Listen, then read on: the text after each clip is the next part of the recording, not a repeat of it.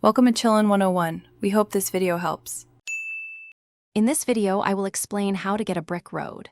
First, carefully plan your project by considering the road's purpose and the amount of traffic it will bear. This helps determine the necessary foundation depth. Next, accurately measure the area to calculate the exact quantities of materials you will need, minimizing waste.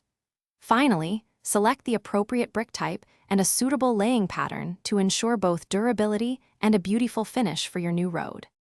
Preparing a solid foundation is crucial for a long-lasting brick road. Begin by excavating the area to a depth of 6 to 12 inches, adjusting for anticipated traffic load. Next, install a robust edge restraint, such as concrete or plastic, to keep your bricks securely in place. Then, lay down a high-quality geotextile fabric. This acts as a barrier against weeds and enhances the overall stability of your base layer.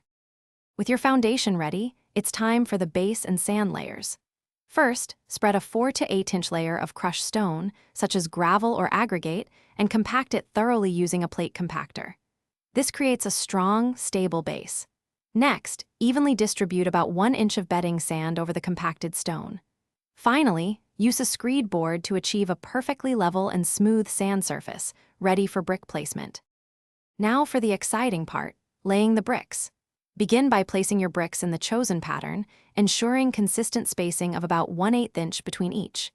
Use a brick saw for any necessary cuts to achieve a perfect fit along the edges. Once all bricks are laid, sweep polymeric sand into the joints, filling them completely. Finally, compact the entire surface with a plate compactor to lock everything in place, creating a durable and beautiful brick road. Thanks for watching. Consider subscribing if we helped you.